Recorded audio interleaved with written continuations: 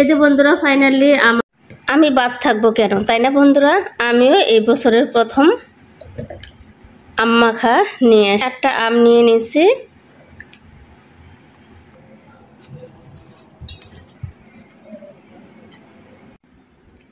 আমি আমগুলা দাও দিয়ে কেটে নিব, কারণ আমার কাছে না দাও দিয়ে কাটতে একটু স্বাচ্ছন্দ্য বোধ করি।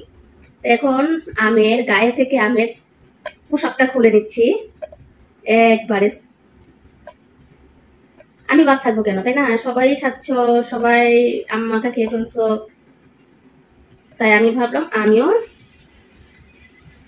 তোমাদের মাঝে ঝাঁকানাকা একটা আম রেসিপি। 4টা আম নিয়েছি, আর এই যে বিট লবণ, শুকনো মরিচ, আর এটা হচ্ছে যে কাসুন্দি নিয়েছি। তো আমি আগে সবার কাছ থেকে সরি বলতেছি, সবার মুখে চলে আসলে কিন্তু আমার দোষ নাই, ঠিক আছে? এই যে আমি আমগুলা এইভাবে কেটে নিয়েছি। জামাইরে শুধু বলছিলাম যে আমার যেহেতু জ্বর গেল, আমার খুব কাঁচা আম মাখা খেতে ইচ্ছা করছে, তো ও একটা দোকানে মনে হয় হাফ কেজির মতো পাইছে, হাফ কেজি ধরে নিয়ে আসছে, আর বাকিটা ইতিহাস। তো বন্ধুরা তোমরা দেখতেই পাচ্ছ, যার উপরে যার রাগ থাকে এইভাবে আমের মতো চটকিয়ে দিবেন, তাহলে রাগ অটোমেটিকলি চলে যাবে, তাই না বন্ধুরা? তো তোমাদের কিন্তু মুখে যদি জোলাইসা পড়ে, আমার কিন্তু আমি কিন্তু দায়ী নাই, কারণ এই যে অলরেডি আমার মুখে জোলাইসা পড়ছে। এই যে আমি এখানে কাসুন্দি দিয়ে নিছি। তো তোমরা দেখতেই পাচ্ছ ফ্রেন্ডস, অনেকটা লোভনীয় হয়েছে, আর একা একা আমার খাইতে ভালো লাগতেছে না।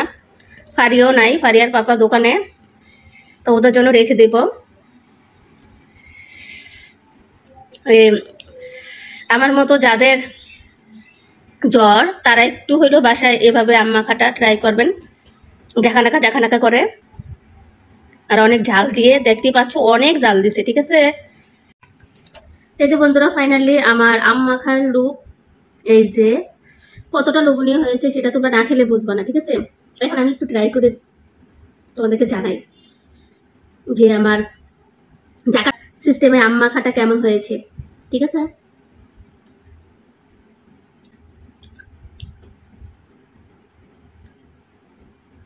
আমি ভাবলাম যে আমি বাদ যাবো কেন, সবাই যেহেতু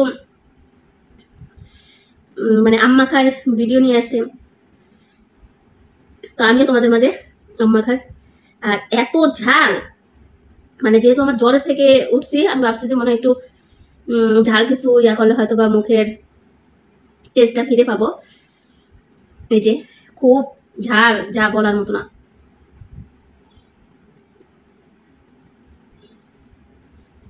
কিন্তু আমার এই আম মাখা দেখে ছোটবেলার কথা মনে পড়ে গেছে। আগে আমরা স্কুলে যেমন এক বান্ধবীকে বলতাম, এই তুই আজকে লবণ মরিচ নিয়ে আসবি, আর একজনে নিত আম, আরেকজনে নিত নাইফ, এইভাবে নিয়ে তারপরে আমরা টিফিনের সময় আম খাইতাম। তো ওই ছোটবেলার বান্ধবীদের কথা খুব মিস করতেছি। আমি মনে হয় খেতে পারবো না, কারণ আমার মুখ এত তিতা হয়ে আছে। তো সবাই আমার জন্য দোয়া করবা, আমি যাতে তাড়াতাড়ি সুস্থ হয়ে তোমাদের মাঝে সুন্দর সুন্দর কিউট ভিডিও দিতে পারি। তো আজকের ভিডিওটা এই পর্যন্ত, কি সবাই ফারিয়ার পেজের পাশে থাকবা, ঠিক আছে? আল্লাহ হাফেজ। এই যে ফাইনালি আমার আম মাখা রেডি। তো আমি ভাবলাম আমি এই যে কতটা ঝাল হয়েছে।